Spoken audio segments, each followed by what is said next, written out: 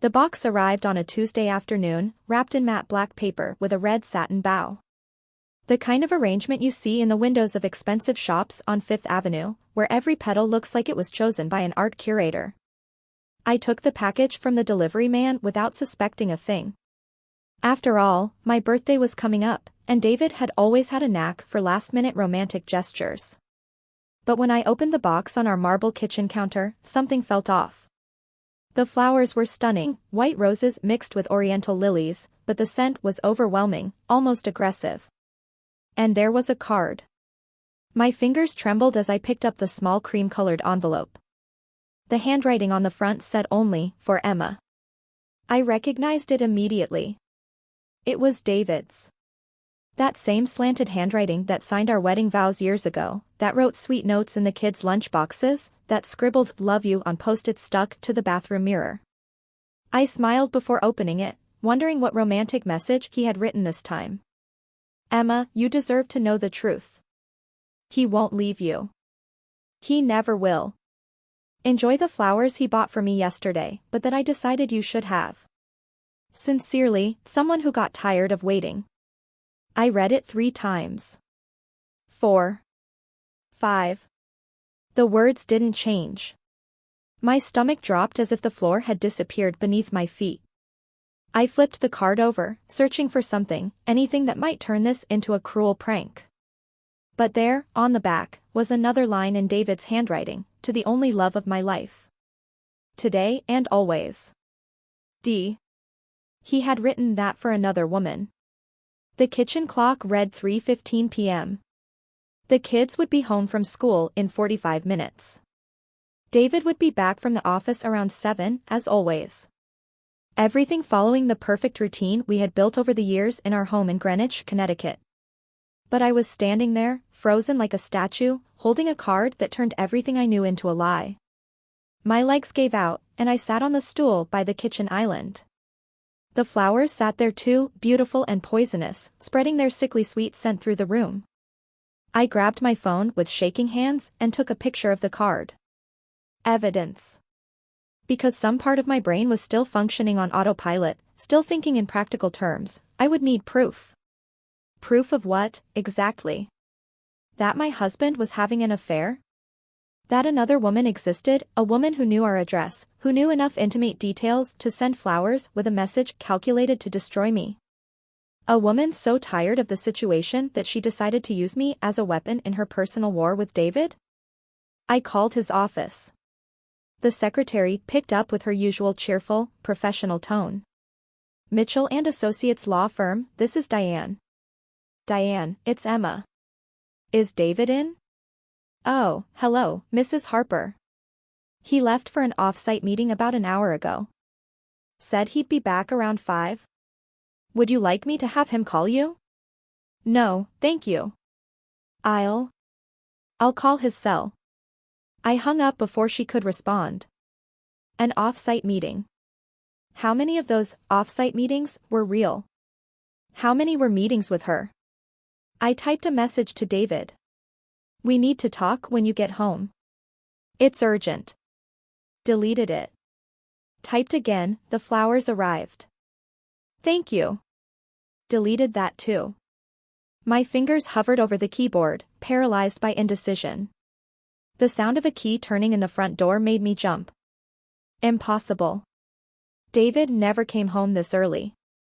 But then I heard my sister's voice, "Lauren." "Emma? Your car's in the garage, where are you?"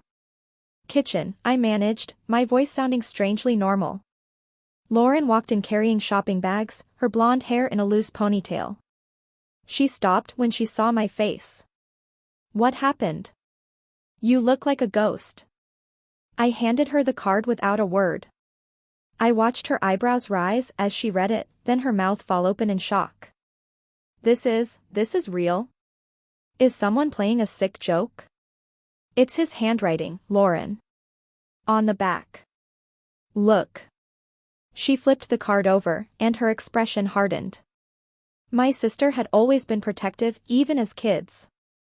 When Tommy Brennan pushed me in 3rd grade, Lauren, 2 years younger but already fierce, hit him with her lunchbox. Now, at 34, that same fury burned in her eyes. That bastard. That absolute bastard. Lauren.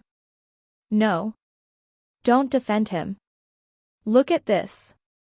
He's having an affair, and the woman is so fed up she decided to tell you by sending the flowers he bought for her. This is so calculated, I said. It's calculated. She knew exactly what she was doing. And him. Lauren tossed the card onto the counter like it burned her fingers. Does he know she did this?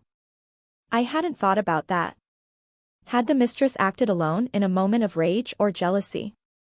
Or was this part of some bigger plan? And David, where was he right now? Was he with her, completely unaware that a bomb had just gone off in our home? I don't know. I don't know anything, Lauren. An hour ago I was normal. I was planning dinner, thinking about which restaurant to pick for my birthday on Friday. And now? Now you found out your husband is a lying cheat. Lauren grabbed the box of flowers and walked toward the trash can, stepping on the pedal to lift the lid. Wait. My voice came out louder than I intended. Leave them. I want him to see them when he gets home. Lauren studied me for a long moment, then nodded slowly. Okay. Do you want me to stay? I can be here when he arrives. I pictured it, David walking through the door, loosening his tie, asking what was for dinner.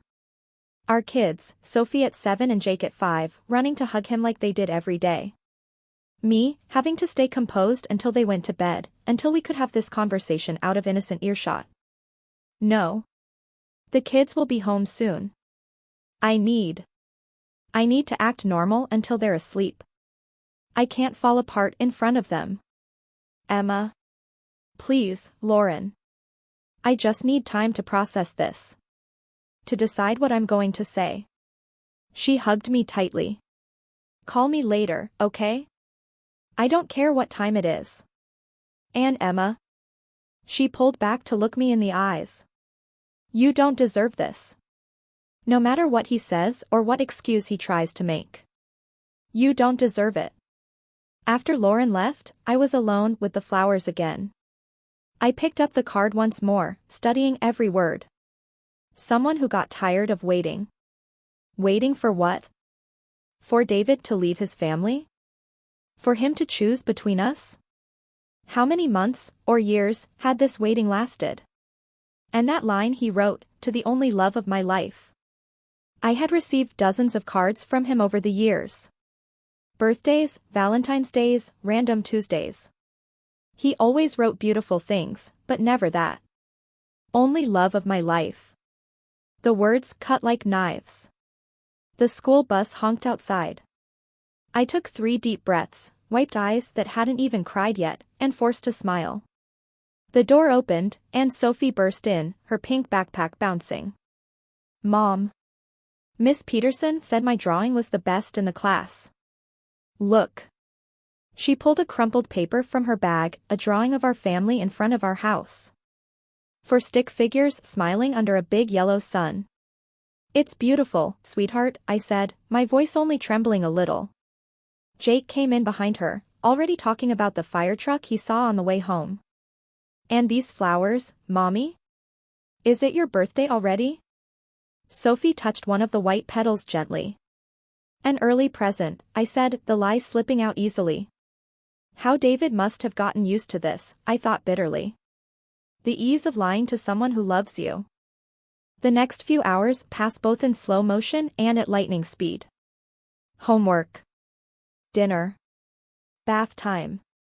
Every task done on autopilot while my mind spun in circles. Who was she? Someone from his office? An old flame who resurfaced?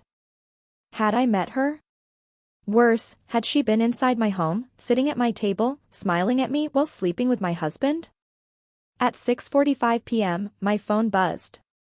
A text from David. Leaving now. Be home in 20. Need me to pick up anything? I typed back. No. We have everything.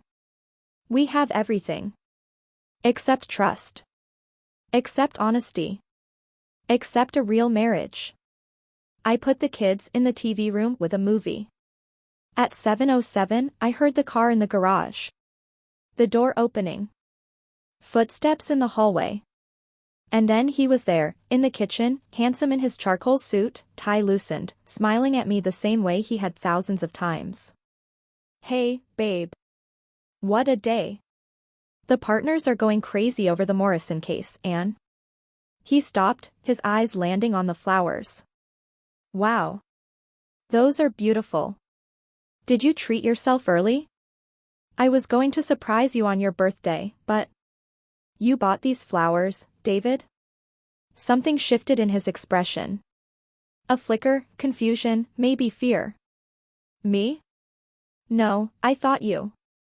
Read the card. He hesitated, then picked up the small card from the counter. I watched his face as he read. Watched the exact moment he understood. The color drained from his cheeks. His jaw tightened. His fingers crushed the edges of the paper. Emma, I can explain. No. The word left my mouth before I could think. Not here. The kids are in the living room. You're going to go upstairs, change your clothes, come back down, and have dinner with your family like nothing happened. And after they're asleep, you're going to give me every explanation you have. David opened his mouth, then closed it. His eyes searched mine, looking for something I couldn't give him anymore. Mercy, maybe. Or the benefit of the doubt. He nodded slowly and walked out of the kitchen. I heard his footsteps on the stairs, the bedroom door creaking, the thick silence settling between us like fog. I braced my hands on the counter, breathing deeply. My reflection stared back at me in the dark window above the sink. 33 years old, brown hair brushing my shoulders, eyes still pretty even when exhausted. I took care of myself. I did yoga 3 times a week, ate well, used all the creams my dermatologist recommended. It wasn't neglect. It wasn't a lack of attention to my husband. So what was it? Mom, the movie is over. Jake's voice echoed from the living room. I'll be right there, sweetheart. Dinner was torture. David sat at the head of the table like always, cutting chicken into tiny pieces for Jake, listening to Sophie talk about the drama at recess with her best friend, Olivia. He smiled at the right moments, asked the right questions, played the present, loving father he had always been. And I watched him like he was a stranger wearing my husband's skin. Are you okay, Mommy? Sophie looked at me with those green eyes she inherited from him. You barely ate. Just a little headache, love. I'll take something later. Daddy can give you that head massage he does. Jake offered eagerly. It always works. David glanced at me. I looked away. Maybe later, buddy. After dinner, I supervised the nighttime routine with microscopic attention. Every brushstroke on their teeth, every bedtime story, every hug lasted longer than usual. As if I could freeze this moment, keep my kids inside this bubble of innocence where their parents still loved each other, where the family still existed. Mom, can you read 2 stories tonight? Sophie asked hopefully. 3, I said. Pick 3. By the time I came downstairs, it was a little past 9. David was sitting on the living room sofa, head in his hands. He looked up when I entered, and for the first time in 8 years of marriage, I couldn't read his expression. Are they asleep? Yes. I sat in the armchair across from him, keeping distance. Now talk. Her name is Vanessa. Vanessa. Suddenly she had a name, a shape, a reality. She wasn't just the mistress, or the other woman. She was a person, with a past, a life, motivations, someone who had waited long enough to blow up my marriage. How long? 7 months. 7 months. Almost a year of my life while he was with her. My brain did the math. April. It began in April, when he started that big labor case. The late nights at the office. The weekend depositions. I had believed everything. Does she work with you? No. She works at the art gallery near the office. I went in one day to buy you a present, actually. For our anniversary, and I wanted something special. The irony almost made me laugh. Almost. So you met your mistress while buying a gift for me? Emma. And the flowers? You bought those flowers for her yesterday? He took a long breath. Yes. It was the 7-month anniversary of when we met. She's been talking about ending things, saying she can't stand being the second option anymore. I bought the flowers to calm her down, to buy time while I figured out how to. How to what? My voice came out sharper than I meant. How to leave your wife and 2 children. How to blow up our family to be with the gallery girl. No. No, Emma. I never wanted to leave you. I never planned to. So what is this, then? A hobby? You got bored with domestic life and wanted a little excitement? David stood up, running a hand through his hair, a gesture I knew too well. It wasn't like that. It wasn't planned. It just happened. Things don't just happen, David. You made choices. Hundreds of them. Every time you lied about where you were. Every time you touched her. Every time you came home and kissed me and your kids knowing exactly where you'd been. Those were choices. You're right. He sank back onto the sofa, defeated. You're absolutely right. I made terrible choices. But Emma, you need to understand, I love you. I've always loved you. Vanessa was a mistake, a massive lapse in judgment, but it doesn't change what I feel for you. Then why? The question burned my throat. Why, David? What is missing here? What does she give you that I don't? Silence stretched so long I thought he wouldn't answer. When he finally did, his voice was small, almost ashamed. She made me feel young again. No responsibilities, no bills, no worrying about private school tuition or mortgages. When I'm with her, I'm just David, not the dad, not the husband, not the attorney who has to bill 200 hours a month. It's selfish, I know. It's immature and cruel, and I have no excuse. But you asked, and that's the truth. The truth. That he wanted to escape the life we built together. That our family, our home, our children were a burden he needed to flee from in another woman's arms. Does she know about us? About the kids? Yes. I never lied to her about that. How noble of you. The sarcasm slid off my tongue like poison. Lying to your wife is fine, but your mistress deserves honesty. That's not. So what is it, David? Explain it to me, because I genuinely don't understand how a man who swears he loves me can do this. How you looked me in the eyes all those nights and lied without even blinking. I hate myself for it. Tears streamed down his face. Every day, Emma. Every single day I hate myself more. But I didn't know how to stop. Every time I tried to end things with her, I thought about how she made me feel, and I was weak.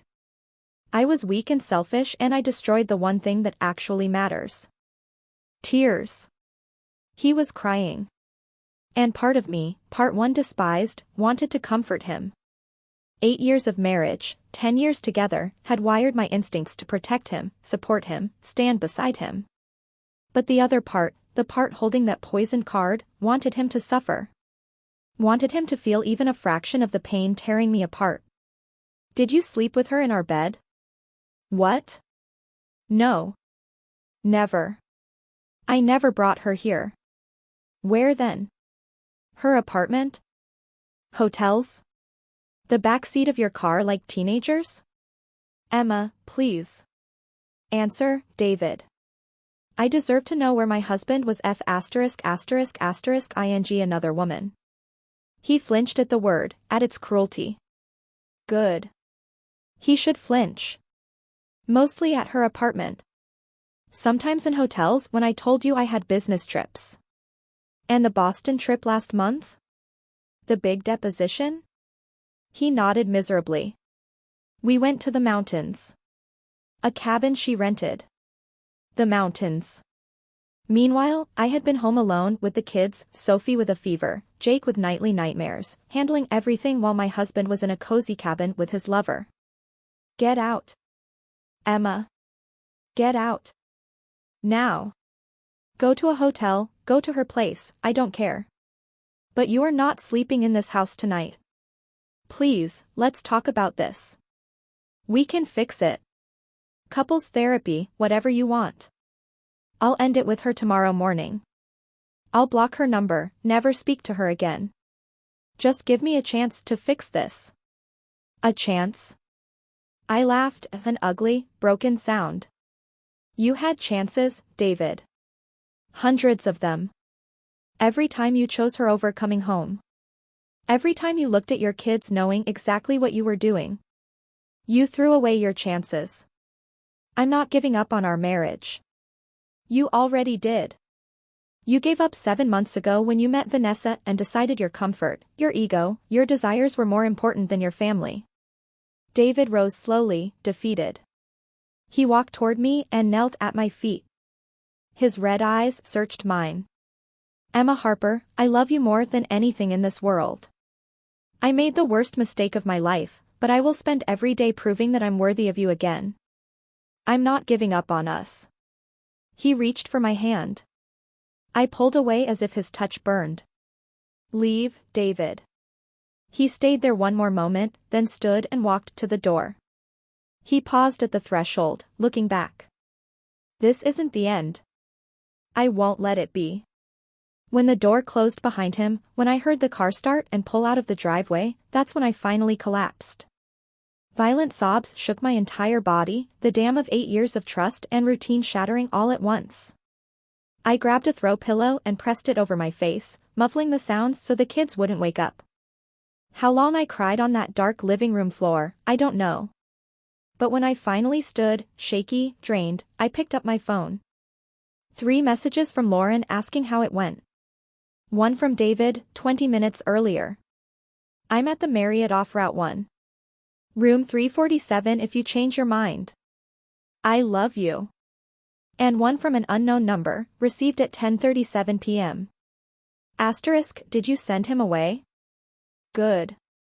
Maybe now he'll finally be free to do what he should have done months ago. Or maybe you're stronger than I thought and you'll fight for your marriage. Either way, now you know the truth. And the truth is that David was never fully yours. Part of him was always mine. Sleep well, Emma. Vanessa. She had my number. She was watching me, monitoring me, waiting to see what I would do. And suddenly I realized. This wasn't just an affair. This was a war. And Vanessa had just shown me she had no intention of backing down. I didn't sleep that night. How could I? Every time I closed my eyes, I saw that handwriting. To the only love of my life. Today and always. He wrote that for her. Not for me. Never for me, not even after 8 years of marriage, 2 kids, and an entire life we built together. By 5 in the morning, I gave up trying. I went downstairs and made coffee, my hands operating on autopilot. The flowers were still there, their petals starting to wilt at the edges. I grabbed the whole box and threw it into the outside trash can, slamming the lid so hard it echoed through the quiet morning. I went back inside and looked at Vanessa's message again. I read every word, analyzing, searching for clues. She knew I had kicked David out. How? Did he call her immediately? Run straight into her arms at the hotel? The image of them together, him crying on her shoulder while she comforted him and told him everything would be fine, made my stomach churn. I blocked her number. Deleted the message. But the damage was done. Lauren showed up at 6:30, carrying a bag of bagels and 2 large Starbucks coffees. You look terrible, was the first thing she said. Good morning to you too. We sat at the kitchen table and I told her everything. Every word of the conversation with David, every painful detail. When I finished, Lauren muttered a string of curse words that could have made a sailor blush. 7 months. In the mountains while Sophie was sick. And now the psycho is texting you? Lauren slammed her hand on the table. Emma, you need a lawyer. Today. I know. No, you're not listening. You need the best divorce lawyer in Connecticut. Someone who will squeeze the last drop out of him. The house, custody, alimony, everything. The kids. They'll be fine. Kids are resilient. You know what's not resilient? Your financial future if you don't act fast. David's a lawyer, Emma. He knows exactly how to protect his assets. You need to get moving. She was right. I knew she was right. But turning this into a legal battle, dividing our life into spreadsheets and custody plans, made everything feel so final. So real. I know someone, Lauren continued, already reaching for her phone. Miranda Chen. She destroyed my friend Karen's husband in the divorce. Let me see if I can get you in today. While Lauren made calls, I went upstairs to wake the kids. Sophie was curled under her pink comforter, hair splayed across the pillow like a golden halo. Jake slept on his stomach, one arm dangling off the bed. My babies. How was I going to tell them? What was I supposed to say? Mommy? Sophie blinked up at me sleepily. Where's Daddy? The simple, innocent question almost broke me. He had to leave early for work, sweetheart. Come on, time to get ready for school. The morning passed in a blur, lunch boxes, matching socks, detangling hair. When the school bus took the kids away, I walked back inside and found Lauren waiting with a determined look. Miranda, can see you at 2. Stamford office. And Emma. She held my shoulders, forcing me to look at her. You're going to get through this. You are the strongest woman I know. You survived losing your mom, you survived that car crash sophomore year, you survived having 2 babies in 3 years. You will survive this too. At exactly 2 o'clock, I was sitting in the elegant office of Miranda Chen on the 20th floor of a commercial building. Miranda was a 50-something Asian American woman with a perfect haircut and a suit that probably cost more than my car. Mrs. Harper, thank you for coming. Her voice was soft but carried steel. Lauren told me a bit of the situation. Tell me everything, don't leave anything out. I told her. About the flowers, the card, the confession. When I mentioned that David was an attorney at Mitchell and Associates, her eyebrows lifted. David Harper? I know his work. He's good. She made a note. Which means he'll hire someone equally good. We need to get ahead. What does that mean? It means we're going to document everything. The infidelity, the lies, the money he spent on the affair. Do you have access to your joint accounts? Yes, but I never. Start checking today. Look for unusual charges. Hotels, expensive restaurants, jewelry, trips. Anything that can prove he diverted family funds to finance the affair. The word affair sounded so clinical. So cold. But that's exactly what it was. And custody? I asked, my voice cracking. I want my kids. Connecticut favors joint custody. But since you're the primary caregiver, and given he was with his mistress while your daughter was sick, we have a strong case for primary physical custody. He'll get visitation, of course, but the kids would live mainly with you. He said yesterday he wants to fight for us. That he won't give up on the marriage. Miranda smiled, a sharp, humorless smile. They always say that. And then, when they realize they're about to lose half of everything, plus child support, plus alimony, and their comfortable life will drastically change, suddenly the tune changes. Trust me, Mrs. Harper. I've seen it hundreds of times. She handed me a stack of papers. These are the initial forms. We need to move fast. The longer you wait, the more time he has to hide assets and prepare his defense. Are you ready for this? I looked at the papers. Petition for divorce. The words made it real in a way even his confession hadn't. I don't know. You have a few days to decide. Not more. And Emma? She leaned closer. That man lied to you for 7 months. He looked your kids in the eyes knowing exactly what he was doing. He wrote to the only love of my life to another woman. These are not the actions of someone who respects you or your marriage. No matter what he says now, he already showed you who he is. Believe him. I left with the papers in my bag and a weight on my chest. My phone buzzed, 3 missed messages from David. Can we have lunch? We need to talk. Emma, please answer. I ended it with her. It's over. It was the last time. Please give me a chance to prove it. I typed back, I don't want lunch. I need space. His reply was instant. How much space? A day? A week? Whatever you need, I'll give it. As if it were that simple. As if space could fix betrayal, deception, or those words he wrote to her. I didn't answer. Instead, I drove to the bank. Logged into our account and did exactly what Miranda told me to do.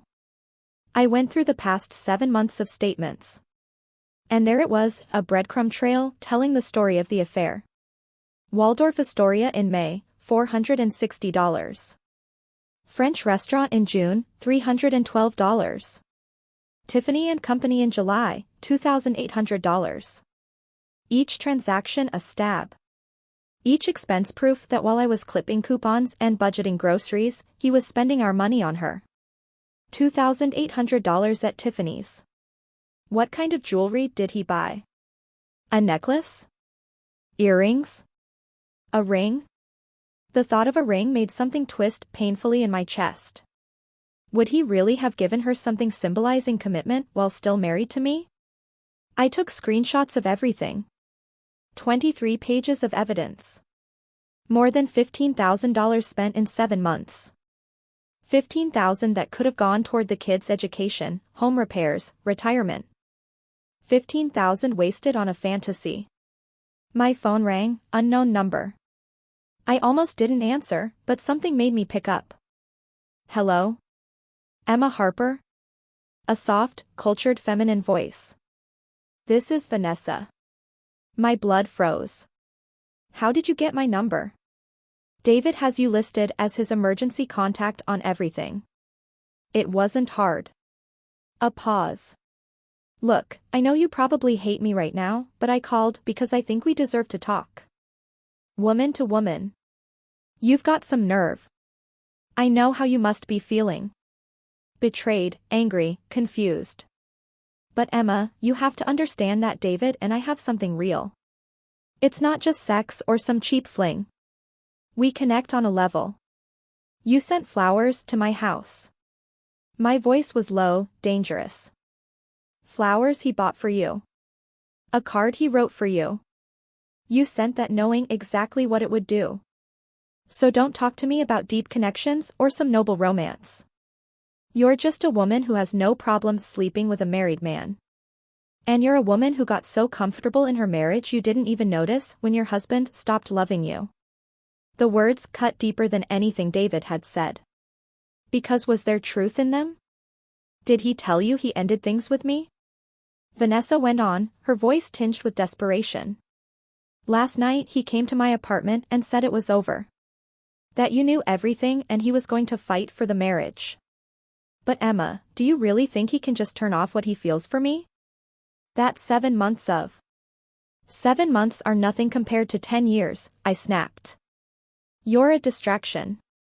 A midlife crisis wrapped in younger skin. When reality hits and he realizes what he's losing, you'll just be a shameful memory. You're wrong. And when he comes back to me, because he will, I hope you remember this conversation. She hung up. I stood there, phone in hand, shaking with rage and something else. Fear. Because what if she was right? What if he really loved her? What if I was fighting for a marriage that was already dead? My phone buzzed again. Another message from David. I'm picking up the kids from school. Thought we could have dinner together. The 4 of us. As a family. Please, Emma. Don't keep me away from them. I typed back. You can pick them up. Dinner at home, not out. And you leave after they go to bed. I had to keep up appearances. Until I knew what to do. When David arrived with the kids at 5:30, he looked exhausted. Deep circles under his eyes, stubble on his jaw, suit wrinkled. Good. He should look as destroyed as I felt. Dinner was less torturous than yesterday, maybe because everything was on the table now. David avoided my eyes, focusing entirely on the kids. Watching him laugh with Jake, help Sophie with homework, made me question everything. Was he a terrible father? No. He loved those kids. But loving them didn't erase what he did to me. After we put them to bed, we met again in the kitchen, the same kitchen where everything exploded just 24 hours earlier. She called me, I said, watching him closely. David went pale. Vanessa? Yes. She said you went to her apartment last night. That you ended things. I did. And I ended it. Emma, I swear, it's over. I blocked her. Told her I never want contact again. She shouldn't have called you. She said you'll go back. That this is temporary. She's wrong. He stepped closer. Emma, I made the biggest mistake of my life. But I'm choosing you. I'm choosing our family. If you leave me, I'll spend the rest of my life proving I deserve your trust again. I took the papers from my bag, the divorce papers, and placed them on the counter between us. These are divorce petitions. A lawyer told me I can get primary custody. That you'll pay support. That I can keep the house. He stared at the papers like they were venomous. You already went to a divorce lawyer? What did you expect, David? That I'd just forgive and forget? That we'd go back to normal after you cheated for 7 months? I expected a chance. His voice cracked. Just a chance to fix this. You wrote to the only love of my life to her. The words came out hot. Accusing. You never wrote anything like that for me. Not on our wedding day. Not when our kids were born. But you wrote it for her. I was trying to keep her from leaving, she was pressuring me. So it was true? She was the only love of your life? No. Emma, no. I wrote that because she was threatening to leave if I didn't show more commitment. I was afraid that if she ended things, she'd do exactly what she did, tell you everything. I was trying to buy time. To do what? Keep lying? Keep living 2 lives? Silence. Because there was no good answer to that. I'm not signing these today, I finally said. But they're staying in this drawer. And David? Every day that passes, every lie I uncover, every moment I remember those words you wrote to her, it gets easier to imagine signing them. So if you really want to save this, you better start now. He nodded, tears streaming. What do you want me to do? I want full access to your phone, email, everything. I want logins to all your accounts. I want you to tell me exactly how much money you spend on her. And I want you to sleep in the guest room until I decide whether I can trust you again. Okay. Yes. Anything. And David? If I find out you lied about anything, no matter how small, I will sign those papers immediately. Understand? Understood. He handed me his phone, unlocked. I started scrolling through messages, and there it all was. Months of conversations. Photos that made my stomach twist. Plans they had made. And then, in the middle of everything, I found something that made the world stop. A message from Vanessa 3 weeks ago. I'm late. I'll test tomorrow. And David's reply. Tell me as soon as you know. No matter what happens, we'll handle it together. I looked at him, the phone shaking in my hand. Was she pregnant? The silence that followed was deafening. David looked at me, then at the phone in my hand, and I saw the exact moment he realized what I had found. The color drained from his face. Emma, answer the question, David. Was she pregnant? He ran a hand over his face, a gesture of total defeat. She thought she was. Her period was late and she took a test. And? It was negative. It was a false alarm. A false alarm. As if it were something simple, trivial. As if the possibility of him getting another woman pregnant while he was still married to me was just a small scare, an awkward anecdote. When was this? 3 weeks ago. More or less. 3 weeks. I tried to remember what we were doing 3 weeks ago. Oh, right. We had gone to the amusement park with the kids. Sophie won a giant teddy bear at the ring toss game, and Jake ate so much cotton candy he threw up on the way back. We had laughed, taken pictures, looked like a happy family. And the whole time, David was carrying the weight of a possible pregnancy with his mistress. Were you ever going to tell me? There was nothing to tell. The test was negative. But what if it had been positive, David? What would you have done?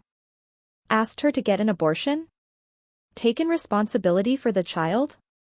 Left me to be with her and your baby? I don't know. The brutal honesty in his words was worse than any lie. I really don't know what I would have done.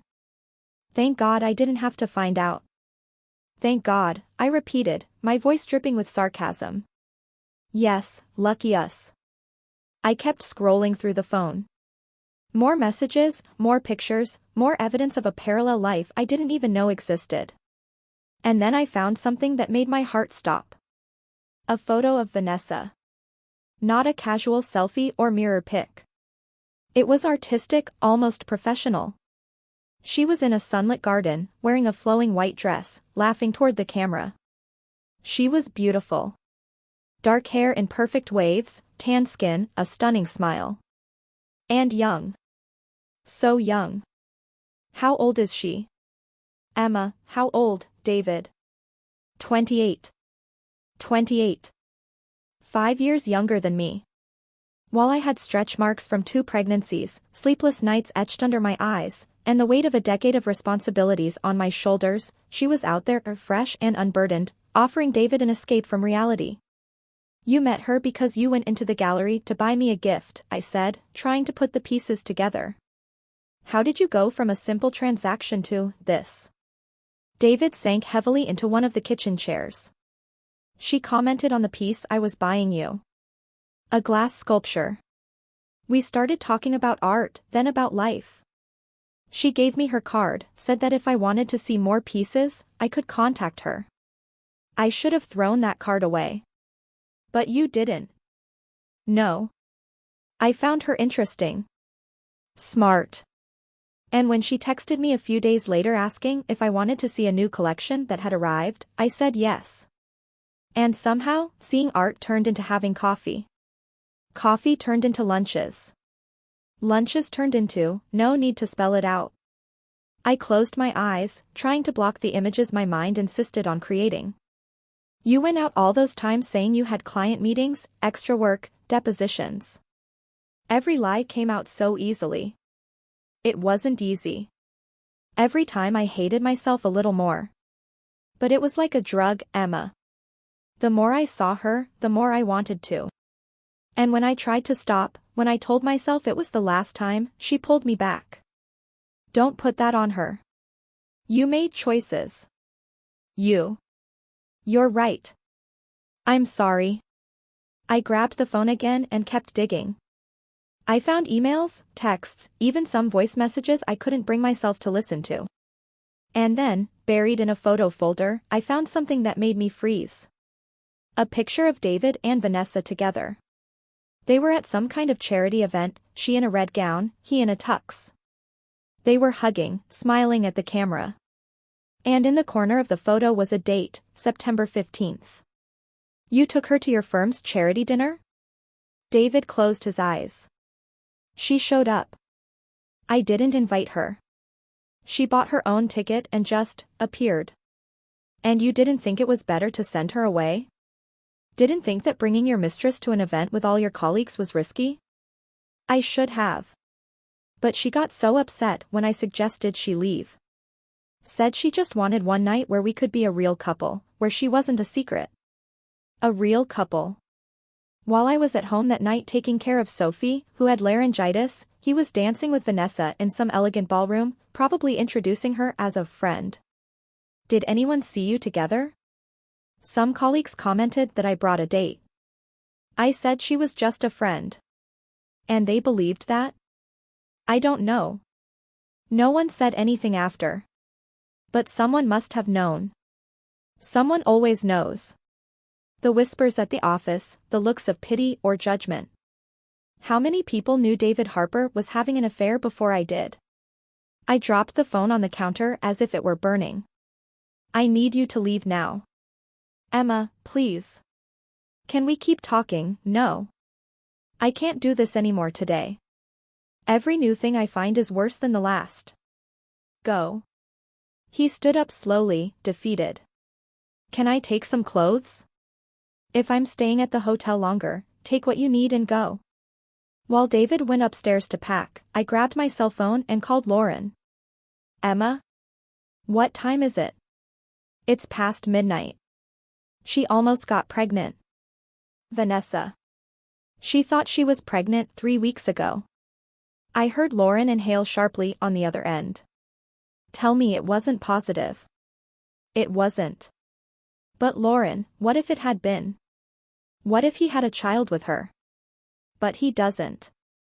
Breathe, Emma. Focus on what's real, not what could have happened. What's real is bad enough. He took her to the firm dinner. Spent $15,000 on her in 7 months. Wrote those words to her. How do I come back from that? You don't. You move forward. But the kids, they'll adjust. Better happy, separated parents than miserable together. You know that. David came downstairs with a small suitcase. He stopped in the kitchen doorway, waiting for me to say something. When I didn't, he finally spoke. I'm going to fight for us, Emma. No matter how long it takes, how much therapy, whatever I need to do. I'm going to prove to you that I can be the man you deserve. You already had the chance to be that man. You chose to be someone else. After he left, I stayed alone in the silent house. I slowly climbed the stairs, checking on the kids. Sophie had kicked off the blankets. I tucked her in and kissed her forehead. Jake was hugging his favorite stuffed dinosaur. Perfect. Innocent. Oblivious to the chaos exploding around them.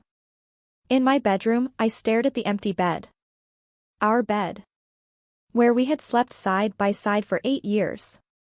Where we had made love, talked about dreams, planned our future. All of it now contaminated by the knowledge that he had another bed, another place he went, another woman touching him. I couldn't sleep there. I grabbed a pillow and a blanket and went to the guest room. The same room where David was supposed to sleep when he came back. If he came back. My phone vibrated. A message from an unknown number. But I knew who it was before opening it. He came back to you or to me? Bet he didn't tell you about the baby. Or about Boston not being Boston. Or the times he said, I love you in the middle of the night when he thought I was asleep. Did he tell you any of that, Emma? Or are you still believing the edited versions? My fingers flew across the keyboard. You don't know me. You don't know my marriage. And no matter how many messages you send, it won't make David want you. He made his choice. He chose me. The answer came instantly, for now. But you can't watch him 24 hours a day. And when he comes back, and he will, I'll be waiting. Because unlike you, I don't make him feel trapped. I blocked the number. But she probably had others. She would always have others. I stayed awake all night, swinging between rage and grief. At 3 in the morning, I grabbed the divorce papers I had left in the kitchen and read through everything. Miranda had prepared it all meticulously, division of assets, child custody, alimony. All it needed was my signature. My hand hovered over the dotted line. It would be so easy. Sign, file, move on. But I thought about the kids. About Sophie asking where Daddy was. About Jake sleeping with his dinosaur. About shattering our family into irreparable pieces. But wasn't it already shattered? David had done that. Not me. At 5 in the morning, I made a decision. I grabbed my laptop and started writing an email to Miranda Chen. Miranda, I want to move forward with the process. But I need to do this in a way that protects my children as much as possible. What are the next steps? I hit send before I could change my mind. At 6, my phone rang. David. Emma, I know it's early, but I need to tell you something. Vanessa showed up at my hotel last night. She was waiting in the parking lot when I arrived. My stomach dropped. And? She was hysterical. Crying, begging me to come back to her. Said she made a mistake sending those flowers, that she was desperate because I was pulling away. What did you say to her? That it's over. That I choose you and our family. That she needs to move on. And did she accept that? A long pause. She said that if I really loved her, I would prove it. That I would sign divorce papers and be with her. And what did you tell her? That I'm not divorcing you. That I'll do whatever it takes to save our marriage. So noble, I said, my voice cold. But you should know I emailed my lawyer this morning. I asked her to begin the divorce process. Emma, no. Please, don't do this. You already did it, David. The moment you touched her for the first time, you made that decision for both of us. Give me 6 months. 6 months of couples therapy, of rebuilding trust. If after 6 months you still want a divorce, I won't fight it. But give me a chance. 6 months. Half a year of trying to patch something so completely shattered. Half a year of second chances and empty promises. But also half a year for the kids to adjust gradually, for me to be absolutely sure of my decision. I'll think about it. That's all I'm asking. I hung up and looked out the window as the sun was coming up. A new day. The first morning of my new life, whatever shape it would take. At 7, while making coffee, my phone rang again. This time, a private number. Hello? Mrs. Harper? This is Detective Sarah Martinez from the Greenwich Police Department. We have a situation we need to discuss with you. It's regarding a Vanessa Torres. She filed a report against your husband last night. My blood turned cold. What kind of report? Harassment and threats. She claims he showed up at her apartment last night, refused to leave when asked, and made veiled threats. Mrs. Harper, I need you to come to the station as soon as possible. The Greenwich Police Department smelled like old coffee and disinfectant. I sat on a hard plastic chair in the waiting room, my hands trembling as I held a cup of water the receptionist had offered me. Lauren had arrived 10 minutes after I did, abandoning an important work meeting to be by my side. This is insane, she muttered. David isn't violent. He never has been. I thought I knew David. Now I don't know what to think. Detective Martinez appeared, a Latina woman in her early 40s with her hair in a tight bun and eyes that looked like they could cut through lies. She led me into a small interrogation room with no windows. Mrs. Harper, thank you for coming in so quickly. I know this must be a difficult situation for you. Can you tell me exactly what's going on? Martinez opened a folder, revealing photos. I recognized Vanessa immediately, but in these pictures she looked different. Frightened. Vulnerable. There was a red mark on her arm, like someone had grabbed her too hard. Vanessa Torres filed a report at 11 p.m. last night. She claims that your husband, David Harper, showed up at her apartment unannounced around 9 p.m. According to her account, he was agitated, demanding that she admit she sent the flowers to you as sabotage. She did send them, I interrupted. She texted me admitting it. You have those messages? I took out my phone and showed her the screenshots I had taken before blocking Vanessa's numbers. Martinez examined them carefully, making notes. This is helpful. Please, go on. What else do you know about their encounter last night? David called me this morning. He said Vanessa showed up at his hotel, crying, begging him to come back. He said he ended things again, said it was final. Did he mention going to her apartment? No. He said they met in the hotel parking lot. Martinez exchanged a look with another detective who had silently entered the room. Mrs. Harper, your husband is here at the station right now. He arrived about an hour ago with his attorney. He confirmed he went to Miss Torres's apartment last night, but his version of events is very different. Different how? He claims he went there specifically to retrieve personal belongings he had left at her apartment during the relationship. Clothes, some books, a work laptop. He says she agreed over text that he could pick these things up, but when he arrived, she tried to prevent him from leaving. That she grabbed his arm and hurt herself when he pulled away. So that was it. Vanessa had twisted everything, building a narrative where she was the victim and David the aggressor. But why? Revenge because he rejected her? A desperate attempt to force him back? Or sheer malice? Are you going to arrest him? Not at this time. There isn't enough evidence for an arrest.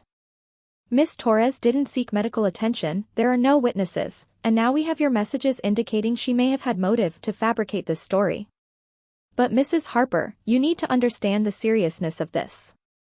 If she pushes for a restraining order, or if any additional evidence shows up. I understand. Can you tell me about the relationship between your husband and Miss Torres? Anything that might be relevant? So I told her everything. About the flowers, the card with that devastating declaration of love, the 7 months of lies. The pregnancy scare, the $15,000 he had spent, the way Vanessa had reached out to me repeatedly, trying to manipulate me, provoke me. She told me David would come back to her. That it was inevitable. I think when he made it clear that wasn't going to happen, she decided to destroy him another way.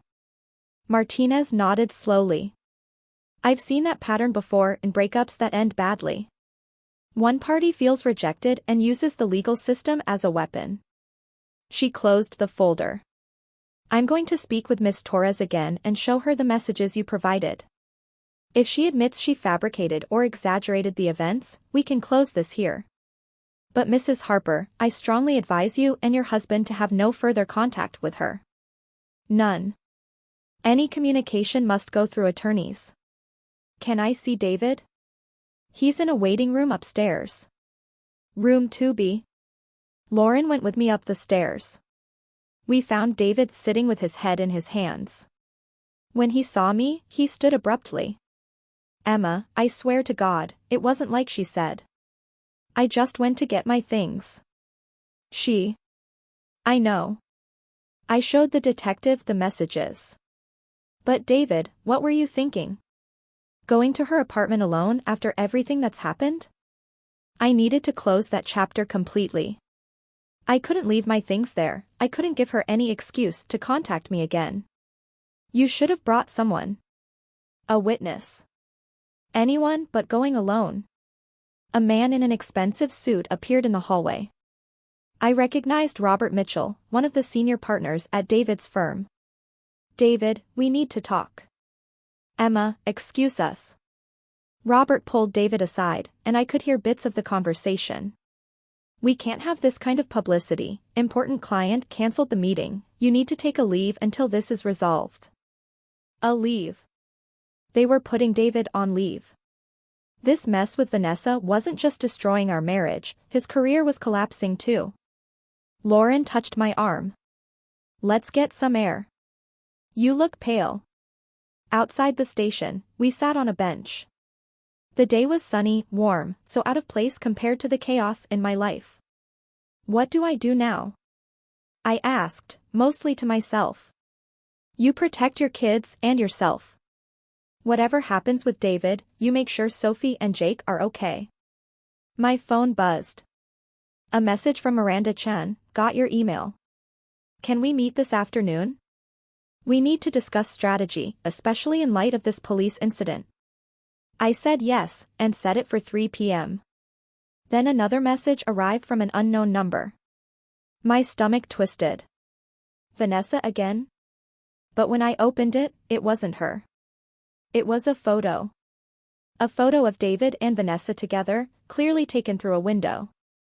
They were in what looked like her apartment, and he had his hands on her shoulders, their foreheads touching. The image was intimate, emotionally charged. The caption read, "Taken last night."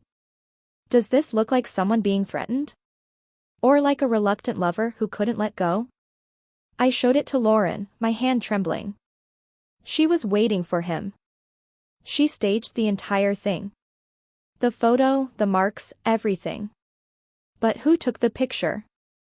Good question. Vanessa lived alone. Did she have an accomplice? Or had she installed cameras in her own apartment, preparing evidence in case she needed it? I forwarded the photo to Detective Martinez with the message, "Just received this. You should see it." I went back inside. David was still talking with Robert, looking even more defeated. When he saw me, he rushed over. "The firm wants me to take a month-long leave. Unpaid. They said it's to protect the firm's reputation during this difficult period." A month with no salary? Panic tightened my chest. "David, how are we going to pay the bills? The mortgage, the school tuition. I have savings. And I can take freelance work. We'll manage." "Savings? You spent $15,000 of over 7 months on your mistress?" He flinched. "I still have some left. I promise, I won't let you and the kids go without." Detective Martinez appeared. "Mr. and Mrs. Harper, please come with me."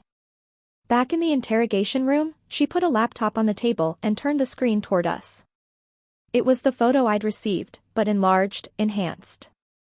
This photo is interesting for several reasons. First, it was taken from outside the apartment, through a second-floor window. Second, the angle suggests it was taken from a window in the building across the street, not from the ground. Third, she zoomed in on the reflection in the glass. Look here.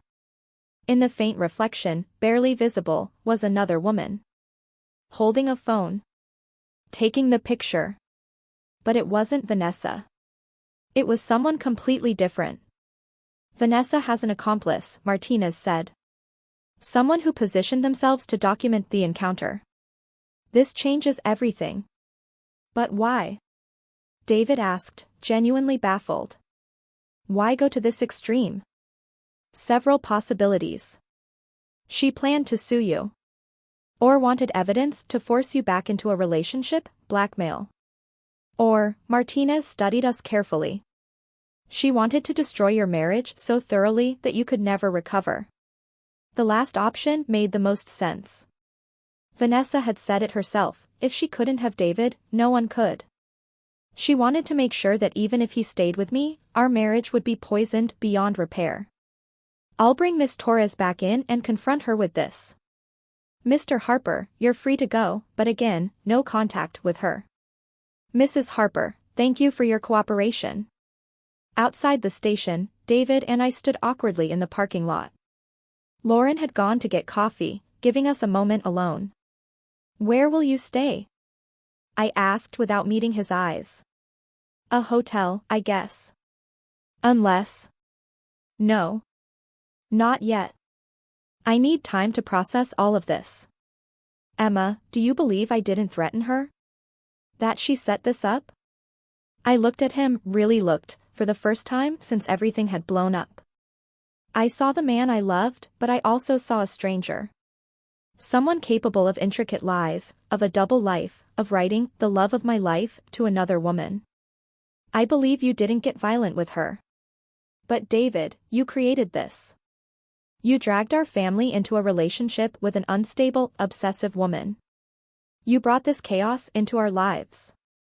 So yes, I believe she lied about last night. But that doesn't erase the 7 months of lies from you. I know. And I'll carry that guilt forever." My phone rang. "Miranda. Emma, Vanessa's attorney just contacted me.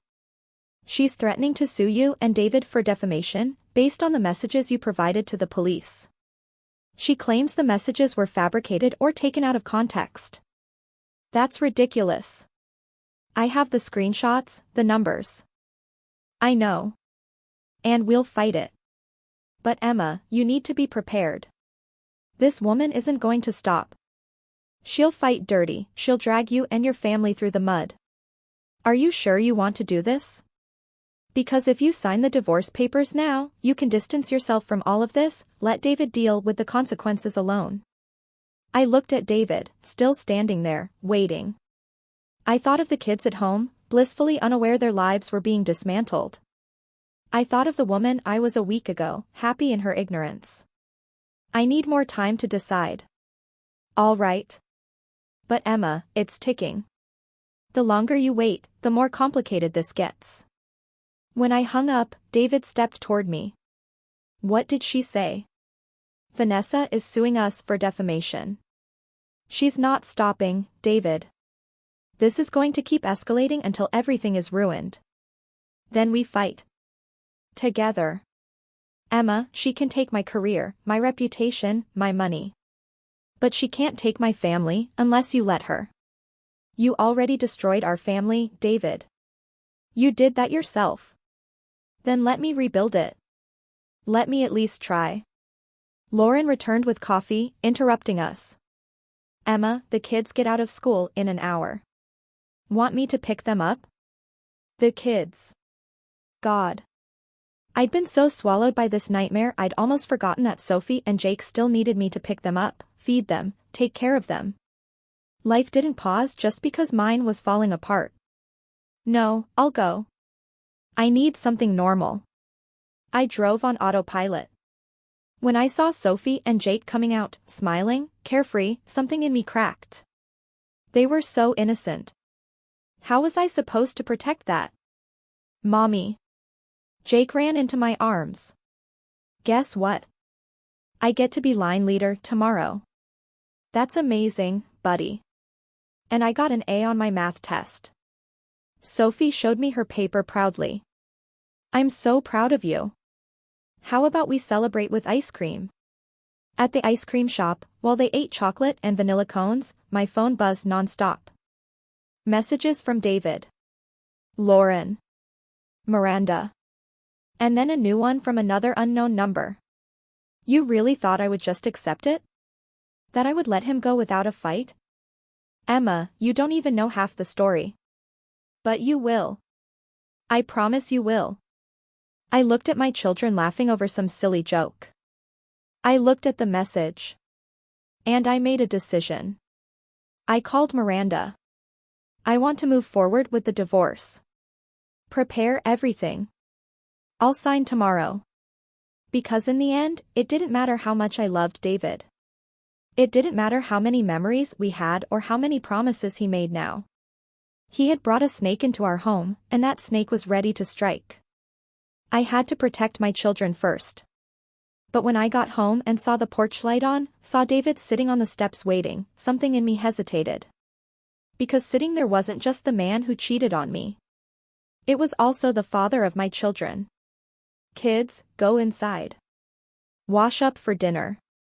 They ran past him, shouting Daddy, and he hugged them tight, eyes closed, like he was memorizing the moment. When it was just us, I spoke first. I called my lawyer. I'm signing tomorrow. He nodded slowly, tears streaming. I can't blame you. I did this. I destroyed the only thing that ever mattered. But, I took a deep breath. Before I sign, I want one last thing. I want the whole truth. No edits. No omissions. Everything. Anything. Ask anything. Did you love her? Truly? The pause before he answered lasted too long. And when he finally spoke, his voice was broken. I don't know. I thought I did. But now, looking at you, looking at what I threw away, I realize whatever I felt for her wasn't love. It was fantasy. Escapism. Pure selfishness. But you wrote those words. The love of my life. You wrote them for her, not me. And I'll regret that until the day I die. Because the truth, Emma, the truth I've been running from, is that you were always the love of my life. I was just too stupid to see it until it was too late. I wanted to believe him. Every part of me wanted to believe him. But broken trust isn't fixed with pretty words. And I had to think of the kids, not my shattered heart. You can see the kids tomorrow after school. But then you need to give us space. To process. He nodded, knowing that was all he would get. He started walking away, then stopped at the bottom step. Emma? When you sign those papers tomorrow, I want you to know one thing. I'm not signing. You can serve me. You can start the process. But I'm going to fight. Not to hurt you, not to drag this out. But because I believe we can survive this. And I'm going to spend every day proving that to you. After he left, I sat on the porch in the dark. And for the first time since the flowers arrived, I let myself cry freely. I cried for the marriage I lost. For the innocence I'd never get back. For the life I had planned that would never exist. But I also cried for something else. For a small part of me, buried deep, that still hoped, just maybe, that there was a way to fix this. But hope, I'd learned, can be the most dangerous thing of all. Miranda Chen's office looked smaller the second time I walked in. Or maybe it was me who looked smaller, curled up in the leather chair, staring at the divorce papers spread across the mahogany desk in front of me. Are you sure about this? Miranda asked, her voice professional but not without compassion. Once you sign and I file this, there's no going back. My pen hovered over the dotted line. Emma Catherine Harper. My name, which would soon be mine again, without the Harper. Without the connection to David. Free, but completely alone. My voice cracked. The office door swung open abruptly. Miranda's assistant tried to stop the person bursting in, but they pushed past her. Vanessa Torres stood there, in the flesh, somehow even more beautiful than in the photos. Dark hair falling in perfect waves, flawless makeup, a navy dress that probably cost more than my rent would after the divorce. But her eyes were wild, desperate. You can't sign those papers, she said, out of breath. Miranda stood, reaching for the phone. I'm calling security. Wait. I placed my hand over the phone. Something in Vanessa's face, a raw vulnerability, made me pause. Let her talk. Emma, this isn't advisable. 2 minutes. She gets 2 minutes. Vanessa stepped fully into the room, and that's when I noticed, her eyes were red and swollen. Her hands shook. The polished veneer had deep, deep cracks. I lied, she said simply. About David threatening me. About the bruises. About everything. My friend took that photo through the window because I asked her to. I planned it all. Why? The question escaped before I could stop it. Why do all of this? Vanessa sank into the chair beside mine, her body collapsing like the strings holding her upright had been cut. Because I thought if I destroyed you both completely, he'd have no choice but to stay with me. I thought that if there was no marriage left for him to go back to, he'd finally be mine. You're insane, Miranda muttered. Yes, Vanessa agreed, letting out a bitter, broken laugh. I am. Completely insane. Because I fell in love with a man who was never really mine. A man who talked about you in his sleep. Who pulled away after we made love because his guilt was too heavy. Who bought me an engagement ring and then couldn't bring himself to give it to me because it would mean he really had to leave you. My heart stopped. Engagement ring? Vanessa reached into her purse and pulled out a blue Tiffany velvet box. She opened it, revealing a stunning diamond, at least 2 carats, set in platinum. More beautiful than the engagement ring David gave me 8 years ago. $2,800, she said. I saw the charge on his card. I thought it was for me. I was so excited.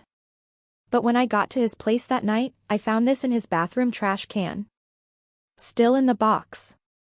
He bought it, looked at it, and couldn't do it. Because giving this to me would mean admitting you two were over. And he could never admit that. I took the box, my hand trembling. The ring was gorgeous, I had to admit. Exactly the style I would have chosen if I'd ever had the chance. And David threw it away because he couldn't cross that final line. So you decided to destroy our marriage out of revenge? Not revenge. Desperation. Tears slid down her perfectly made-up face. I'm 28. I wasted 7 months of my life waiting for a man who was never mine. Who used me as an escape from his real life, his responsibilities, his years of marriage, mortgages, parent-teacher meetings. I was the fantasy. You were the reality. And he was always going to choose reality in the end. Then why send the flowers? Why start this war? Because I wanted you to feel a fraction of the pain I did. I wanted you to know you weren't special, that he looked for someone else, that he wrote things to me he never wrote to you. I wanted to ruin everything so that even if he went back to you, you'd never be happy again. Childish? Yes. Cruel? Absolutely. But I was so broken. Miranda cleared her throat. Miss Torres, you understand you are admitting to multiple crimes? Perjury, false statements. I know. I came here first before going to the police station. I'm going to withdraw everything against David. I'll admit it all. But first, she looked at me, her brown eyes meeting mine. I needed you to know the truth. David never loved me. Not the way I wanted. Not the way he loves you. I spent 7 months denying it, but it's time to stop. Why? I asked again, but this time the question was different. Why are you doing this now? Because last night I took an entire bottle of pills. My friend Rachel, the one who took the photo, found me and rushed me to the hospital. They pumped my stomach. Made me talk to a psychiatrist. And when I woke up this morning, I looked in the mirror and didn't recognize who I had become. Someone willing to destroy a family over a man who wasn't mine. The silence in the room was dense, suffocating. I looked at Vanessa, really looked, and for the first time I didn't see the enemy. I saw a broken woman, lost, who had made terrible choices but was trying to fix them. I'm sorry, she whispered. For what I did to you, to your kids, to your life. I don't expect forgiveness. I just needed you to know none of this was your fault. You didn't do anything wrong. The mistake was ours. She stood to leave, but I stopped her. Vanessa, wait. She turned, startled. You need help. Real help. Promise me you'll get it? I already have. I started therapy this morning. Intensive, 3 times a week. My therapist says I have abandonment issues from when my dad left as a kid. That I chase unavailable men because it's safe, because deep down I know it won't work, so I'm never truly vulnerable. A sad laugh. Funny how destroying someone else's life can bring clarity. After Vanessa left, promising to head straight to the police station, Miranda and I sat in silence. Do you still want to sign? She asked finally. I looked at the papers. Then at the Tiffany box with the ring David couldn't give. Then at the pen in my hand. I don't know anymore. Emma, can I give you advice? Not as your lawyer, just as a woman who's been through this. Miranda leaned forward. Affairs are complicated. It's never as black and white as people pretend. Sometimes good people do terrible things. And sometimes marriages survive the unthinkable. Only you can decide if what you had is worth fighting for. But decide with a clear head, not in the middle of chaos. And if I try and he does it again? Then you sign those papers and walk away knowing you tried. But Emma, what if you don't try? What if you spend the rest of your life wondering what if? I left Miranda's office without signing. The papers stayed on the desk, waiting. I drove aimlessly for a while before stopping at a park where David and I used to take the kids as babies. I sat on a swing, swaying gently as my thoughts rearranged themselves. My phone rang. David. Emma, Vanessa just called. She said she went to your lawyer's office and confessed everything. Is that true? It is. I didn't ask her to do that. I swear, I had no idea. I know. David, I need to ask you something, and I need complete honesty. Anything. Why did you buy her a ring and not give it to her? Silence. Heavy and long. How do you know about the ring? She showed me. So answer me. Why buy it if you weren't going to give it to her? Because for a moment of complete insanity, I thought that's what I wanted. I thought I could leave everything behind and start over with someone who didn't know all my flaws, all my fears. Someone who saw a better version of me. I went to Tiffany's, bought the ring, even drove to her place planning to propose. What changed? I drove past the kids' school. It was play day, Sophie was Little Mermaid. I had completely forgotten. I parked and could see through the window. You were there in the front row, filming with your phone, smiling so proudly. And Jake was on your lap, pointing excitedly when Sophie appeared. And I realized I was about to throw all of that away. My real family for a fantasy. So I tossed the ring in the trash and drove home. But it was already too late. I had already crossed too many lines. Tears streamed down my face. Why didn't you break up with Vanessa that day? Because I'm a coward. Because it was easier to keep living the lie than to face what I'd done. Because every day I thought, tomorrow I'll end it, but tomorrow never came until you found out. Those words you wrote. To the only love of my life. Did you really mean that when you wrote them? No. God, Emma, no. I wrote what I thought she wanted to hear. I was trying to keep her calm while figuring out how to get out of that mess. But those words meant nothing. They were empty. Because the only love of my life is sitting on a park swing right now deciding whether she'll walk away. How do you know I'm at the park? Because I know you. When you need to think, you go to places tied to happy memories. And we have a lot of happy memories in that park. I looked around, and he was right. The bench where he asked me to be his girlfriend. The tree where we had a picnic on our first anniversary. The playground where Sophie took her first steps and Jake said his first word. Can I come there? His voice was small, hopeful. Just to talk? Okay. 20 minutes later, he sat in the swing beside mine. We swayed in silence, two adults on children's swings, our marriage dangling in the balance. I went to Miranda's office today to sign the papers, I said finally. He stopped swinging. And did you sign? No. Because Vanessa showed up and confessed everything. And because she showed me the ring. And because I realized I'm tired, David. Tired of being angry. Tired of being hurt. Tired of living in this limbo where we're not married but not divorced. Emma. Let me finish. I'm tired, but I'm not ready to give up. Not yet. Not without trying for real. But if we're doing this, it has to be the right way.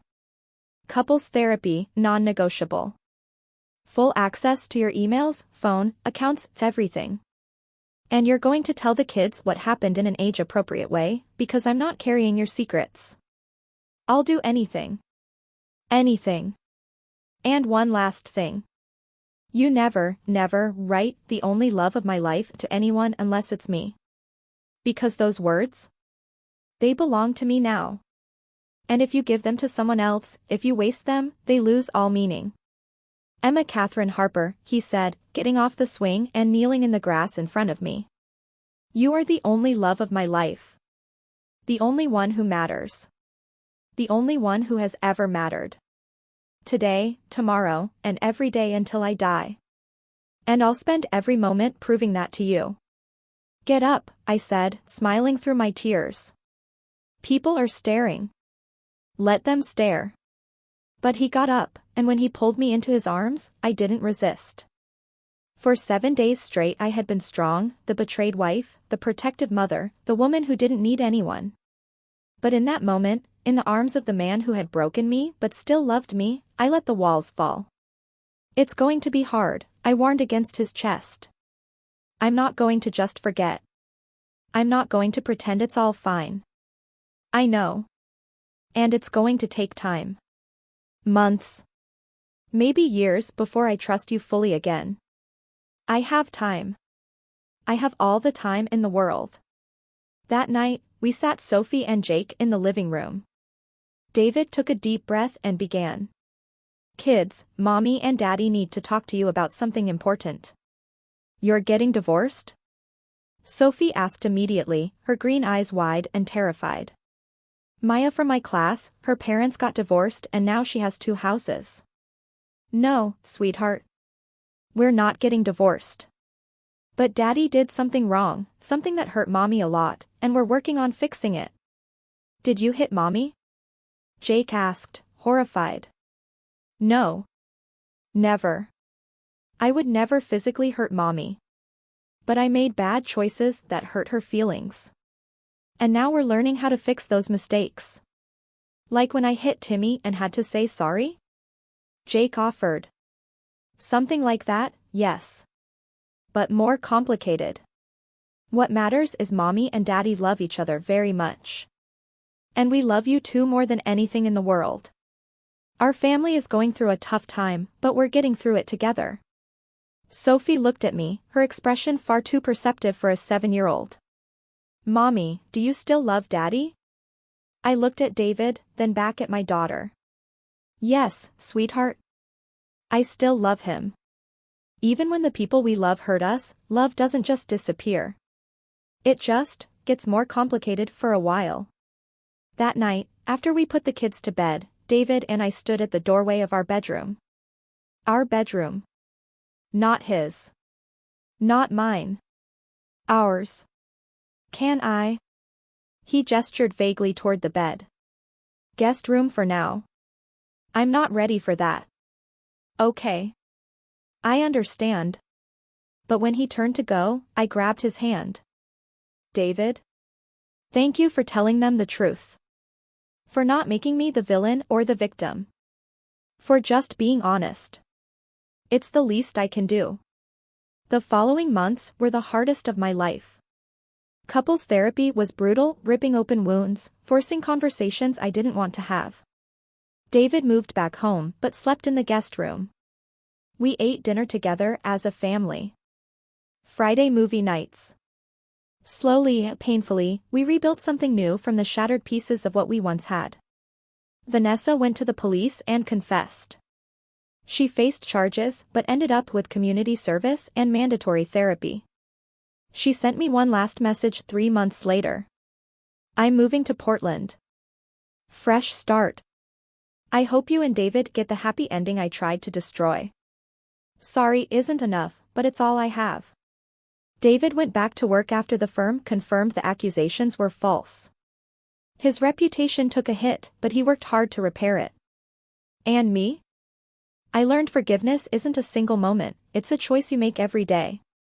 I learned love isn't enough without trust, but trust can be rebuilt, brick by brick, day by day.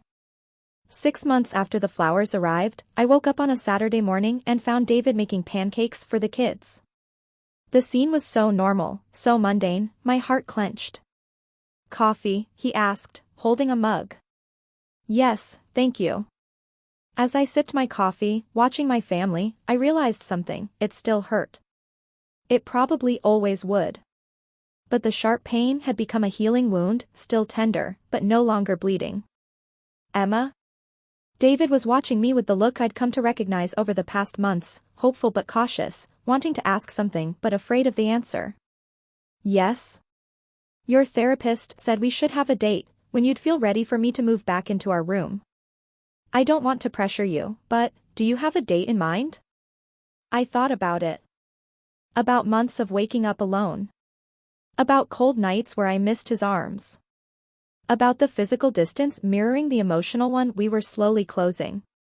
Ask me again next month. Okay. He smiled, and for the first time in months, the smile reached his eyes. 1 month. I can wait 1 month. And in the end, that's exactly what we did. We waited. We worked. We fought. We cried. And slowly, like dawn after the longest night, we began to heal. The flowers had arrived in what felt like another lifetime. They wilted and died, as all things artificial do. But what grew from their ashes, our rebuilt marriage, was stronger because it had to fight to survive. On the morning of my 34th birthday, exactly 1 year after everything began, I woke up to find a single rose on my pillow. Not an elaborate arrangement. Not something bought to impress. Just a simple red rose from our garden. And a card. My hand trembled as I picked it up, memories of the last card still too vivid. But when I opened it, I saw only 5 words in David's familiar handwriting. To the only love of my life. And this time, I believed it. And if you enjoyed this story and want to see more narratives like this, don't forget to subscribe to the channel and hit the notification bell so you never miss a new video. Leave a like if the story kept you hooked until the end, and share it with someone who also loves stories about family, relationships, revenge, business, and resilience. I'll see you in the next video with another incredible story. See you then.